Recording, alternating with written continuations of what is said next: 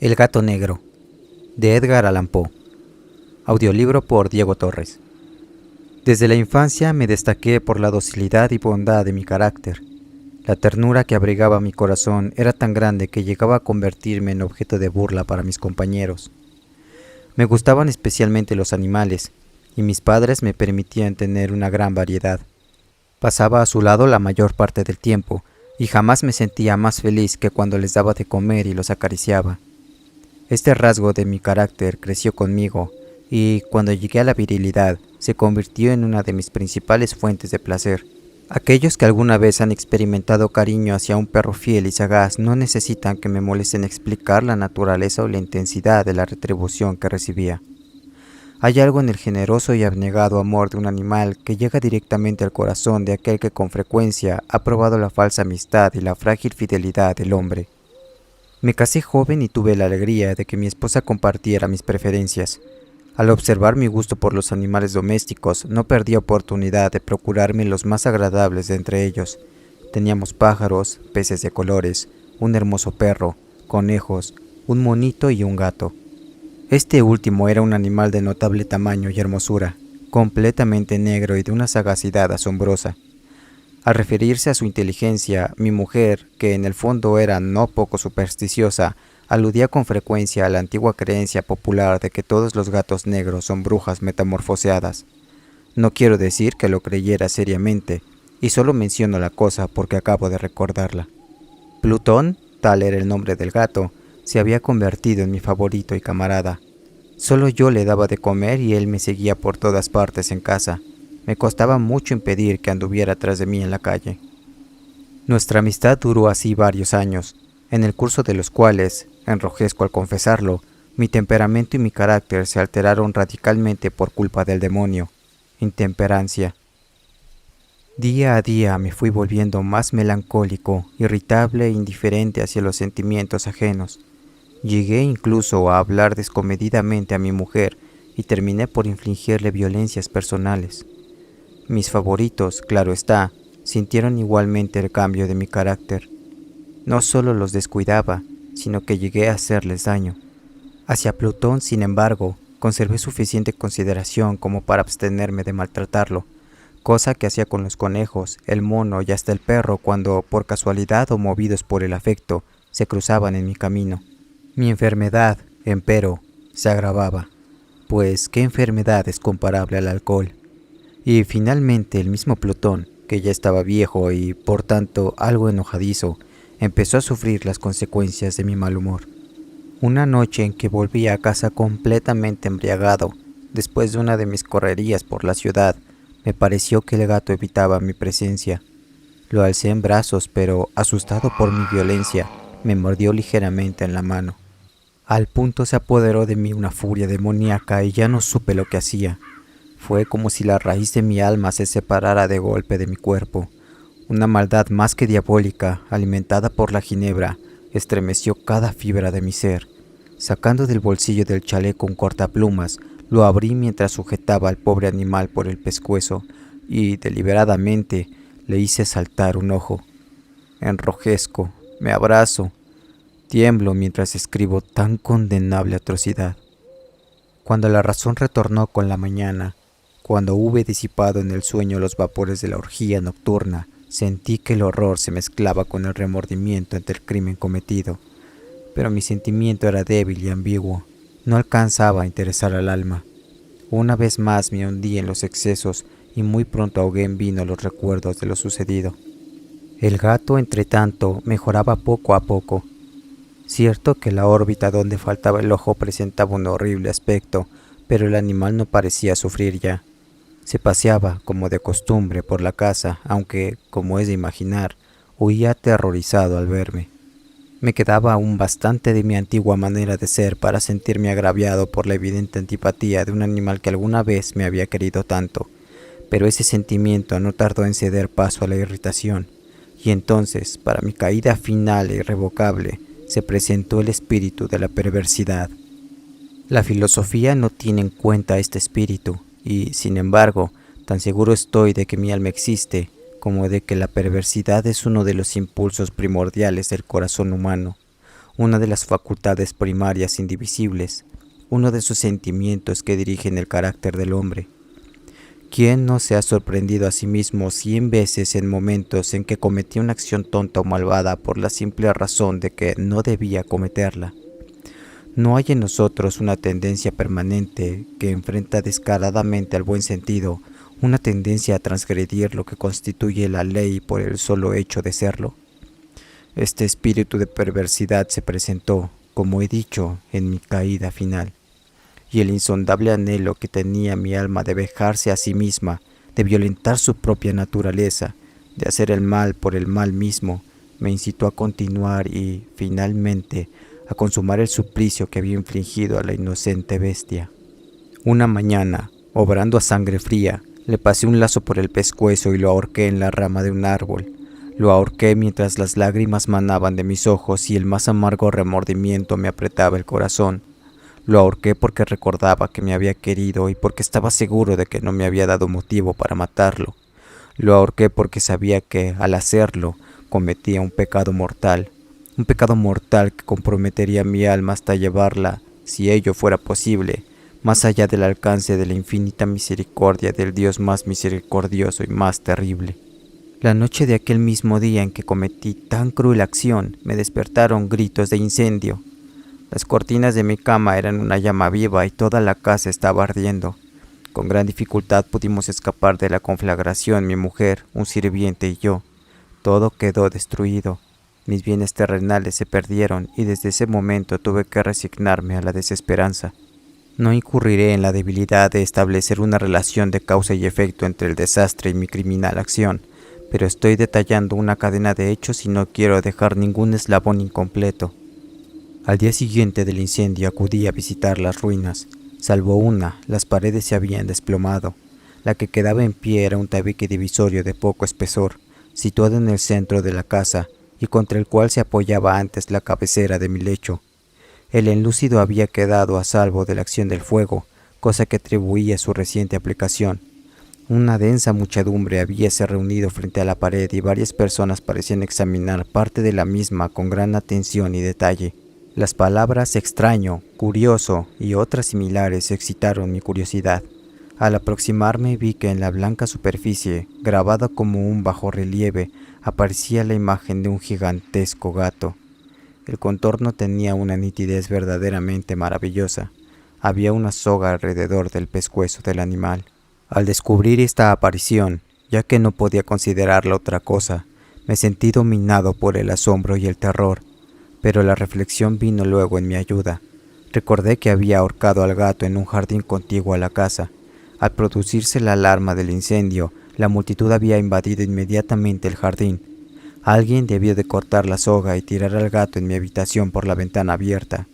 Sin duda habían tratado de despertarme en esa forma. Probablemente la caída de las paredes comprimió a la víctima de mi crueldad contra el enlúcido recién aplicado, cuya cal, junto con la acción de las llamas y el amoníaco del cadáver, produjo la imagen que acababa de ver. Si bien en esta forma quedó satisfecha mi razón, ya que no mi conciencia, sobre el extraño episodio, lo ocurrido impresionó profundamente mi imaginación. Durante muchos meses no pude librarme del fantasma del gato, y en todo ese tiempo dominó mi espíritu un sentimiento informe que se parecía, sin serlo, al remordimiento. Llegué al punto de lamentar la pérdida del animal y buscar, en los viles antros que habitualmente frecuentaba, algún otro de la misma especie y apariencia que pudiera ocupar su lugar. Una noche en que, borracho a medias, me hallaba en una taberna más que infame, reclamó mi atención algo negro posado sobre uno de los enormes toneles de ginebra que constituían el principal moblaje del lugar. Durante algunos minutos había estado mirando dicho tonel y me sorprendió no haber advertido antes la presencia de la mancha negra en lo alto. Me aproximé y la toqué con la mano. Era un gato negro muy grande, tan grande como Plutón y absolutamente igual a este, salvo un detalle. Plutón no tenía el menor pelo blanco en el cuerpo, mientras este gato mostraba una vasta, aunque indefinida mancha blanca que le cubría casi todo el pecho. Al sentirse acariciado se enderezó prontamente, ronroneando con fuerza. Se frotó contra mi mano y pareció encantado con mis atenciones. Acababa pues de encontrar el animal que precisamente andaba buscando. De inmediato propuse su compra al tabernero, pero me contestó que el animal no era suyo y que jamás lo había visto antes ni sabía nada de él. Continué acariciando al gato y cuando me disponía a volver a casa, el animal pareció dispuesto a acompañarme. Le permití que lo hiciera, deteniéndome una y otra vez para inclinarme y acariciarlo. Cuando estuvo en casa, se acostumbró a ella de inmediato y se convirtió en el gran favorito de mi mujer. Por mi parte, pronto sentí nacer en mí una antipatía hacia aquel animal. Era exactamente lo contrario de lo que había anticipado, pero sin que pueda decir cómo ni por qué, su marcado cariño por mí me disgustaba y me fatigaba. Gradualmente el sentimiento de disgusto y fatiga creció hasta alcanzar la amargura del odio. Evitaba encontrarme con el animal. Un resto de vergüenza y el recuerdo de mi crueldad de antaño me vedaban maltratarlo. Durante algunas semanas me abstuve de pegarle o de hacerle víctima de cualquier violencia, pero gradualmente, muy gradualmente, llegué a mirarlo con inexpresable odio y a huir en silencio de su detestable presencia, como si fuera una emanación de la peste. Lo que sin duda contribuyó a aumentar mi odio fue descubrir a la mañana siguiente de haberlo traído a casa que aquel gato, igual que Plutón, era tuerto. Esta circunstancia fue precisamente la que le hizo más grato a mi mujer, quien, como ya dije, poseía en alto grado esos sentimientos humanitarios que alguna vez habían sido mi rasgo distintivo y la fuente de mis placeres más simples y más puros. El cariño del gato por mí parecía aumentar en el mismo grado que mi aversión. Seguía mis pasos con una pertinencia que me costaría hacer entender al lector. Donde quiera que me sentara venía a ovillarse bajo mi silla o saltaba a mis rodillas, prodigándome sus odiosas caricias. Si echaba a caminar, se metía entre mis pies, amenazando con hacerme caer, o bien clavaba sus largas y afiladas uñas en mis ropas para poder trepar hasta mi pecho. En esos momentos, aunque ansiaba aniquilarlo de un solo golpe, me sentía paralizado por el recuerdo de mi primer crimen, pero sobre todo, quiero confesarlo ahora mismo, por un espantoso temor al animal. Aquel temor no era precisamente miedo de un mal físico, y, sin embargo, me sería imposible definirlo de otra manera. Me siento casi avergonzado de reconocer, sí, aún en esta celda de criminales me siento casi avergonzado de reconocer que el terror, el espanto que aquel animal me inspiraba, era intensificado por una de las más insensatas quimeras que sería dado concebir. Más de una vez mi mujer me había llamado la atención sobre la forma de la mancha blanca de la cual ya he hablado, y que constituía la única diferencia entre el extraño animal y el que yo había matado. El lector recordará que esta mancha, aunque grande, me había parecido al principio de forma indefinida, pero gradualmente, de manera tan imperceptible que mi razón luchó durante largo tiempo por rechazarla como fantástica, la mancha fue asumiendo un contorno de rigurosa precisión. Representaba ahora algo que me estremezco al nombrar, y por ello odiaba, temía y hubiera querido librarme del monstruo si hubiese sido capaz de atreverme. Representaba, digo, la imagen de una cosa atroz, siniestra, la imagen del patíbulo. Oh lúgubre y terrible máquina del horror y del crimen, de la agonía y de la muerte. Me sentí entonces más miserable que todas las miserias humanas. Pensar que una bestia, cuyo semejante había yo destruido desdeñosamente, una bestia era capaz de producir tan insoportable angustia en un hombre creado a la imagen y semejanza de Dios. Ni de día ni de noche pude ya gozar de la bendición del reposo. De día aquella criatura no me dejaba un instante solo. De noche despertaba hora a hora de los más horrorosos sueños para sentir el ardiente aliento de la cosa en mi rostro y su terrible peso. Pesadilla encarnada de la que no me era posible desprenderme, apoyado eternamente sobre mi corazón. Bajo el agobio de tormento semejante sucumbió en mí lo poco que me quedaba de bueno. Solo los malos pensamientos disfrutaban ya de mi intimidad.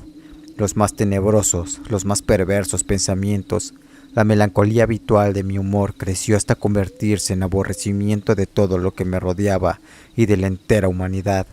Y mi pobre mujer, que de nada se quejaba Llegó a ser la habitual y paciente víctima de los repentinos y frecuentes arrebatos de ciega cólera a que me abandonaba. Cierto día, para cumplir una tarea doméstica, me acompañó al sótano de la vieja casa donde nuestra pobreza nos obligaba a vivir.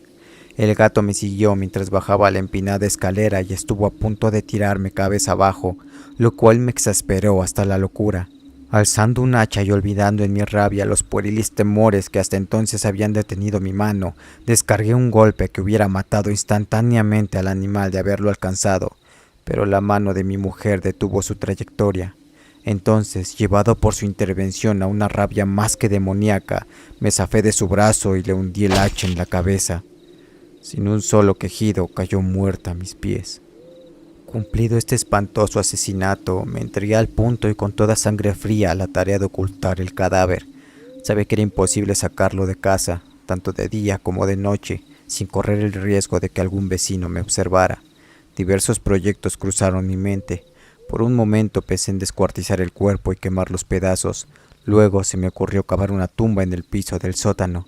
Pensé también si no convenía arrojar el cuerpo al pozo del patio o meterlo en un cajón, como si se tratara de una mercadería común, y llamar a un mozo de cordel para que lo retirara de la casa. Pero, al fin, di con lo que me pareció el mejor expediente y decidí emparedar el cadáver en el sótano, tal como se dice que los monjes de la Edad Media emparedaban a sus víctimas. El sótano se adaptaba bien a este propósito. Sus muros eran de material poco resistente y estaban recién revocados con un mortero ordinario que la humedad de la atmósfera no había dejado endurecer. Además, en una de las paredes se veía la saliencia de una falsa chimenea, la cual había sido rellenada y tratada de manera semejante al resto del sótano. Sin lugar a dudas, sería muy fácil sacar los ladrillos en esa parte, introducir el cadáver y tapar el agujero como antes, de manera que ninguna mirada pudiese descubrir algo sospechoso. No me equivocaba en mis cálculos. Fácilmente saqué los ladrillos con ayuda de una palanca y, luego de colocar cuidadosamente el cuerpo contra la pared interna, lo mantuve en esa posición mientras aplicaba de nuevo la mampostería en su forma original. Después de procurarme argamasa, arena y cerda, preparé un enlúcido que no se distinguía del anterior y revoqué cuidadosamente el nuevo enladrillado. Concluida la tarea, me sentí seguro de que todo estaba bien. La pared no mostraba la menor señal de haber sido tocada. Había barrido hasta el menor fragmento de material suelto. Miré en torno, triunfante, y me dije, aquí por lo menos no he trabajado en vano. Mi paso siguiente consistió en buscar a la bestia causante de tanta desgracia, pues al final me había decidido a matarla. Si en aquel momento el gato hubiera surgido ante mí, su destino habría quedado sellado, pero por lo visto, el astuto animal, alarmado por la violencia de mi primer acceso de cólera, se cuidaba de aparecer mientras no cambiara mi humor. Imposible describir o imaginar el profundo, el maravilloso alivio que la ausencia de la detestada criatura trajo a mi pecho. No se presentó aquella noche, y así, por primera vez desde su llegada a la casa, pude dormir profunda y tranquilamente. Sí, pude dormir, aun con el peso del crimen sobre mi alma. Pasaron el segundo y el tercer día y mi atormentador no volvía. Una vez más respiré como un hombre libre. Aterrado, el monstruo había huido de casa para siempre. Ya no volvería a contemplarlo. Gozaba de una suprema felicidad, y la culpa de mi negra acción me preocupaba muy poco. Se practicaron algunas averiguaciones a las que no me costó mucho responder. Incluso hubo una perquisición en la casa, pero naturalmente no se descubrió nada. Mi tranquilidad futura me parecía asegurada. Al cuarto día del asesinato, un grupo de policías se presentó inesperadamente y procedió a una nueva y rigurosa inspección. Convencido de que mi escondrijo era impenetrable, no sentí la más leve inquietud. Los oficiales me pidieron que los acompañara en su examen. No dejaron hueco ni rincón sin revisar. Al final, por tercera o cuarta vez, bajaron al sótano. Lo seguí sin que me temblara un solo músculo. Mi corazón latía tranquilamente, como el de aquel que duerme en la inocencia. Me paseé de un lado al otro del sótano. Había cruzado los brazos sobre el pecho y andaba tranquilamente de aquí para allá. Los policías estaban completamente satisfechos y se disponían a marcharse. La alegría de mi corazón era demasiado grande para reprimirla. Ardía en deseos de decirles, por lo menos, una palabra como prueba de triunfo y confirmar doblemente mi inocencia. Caballeros, dije por fin cuando el grupo subía la escalera. Me alegro mucho de haber disipado sus sospechas. Les deseo felicidad y un poco más de cortesía. Dicho sea de paso, caballeros, esta casa está muy bien construida. En mi frenético deseo de decir alguna cosa con naturalidad, casi no me daba cuenta de mis palabras.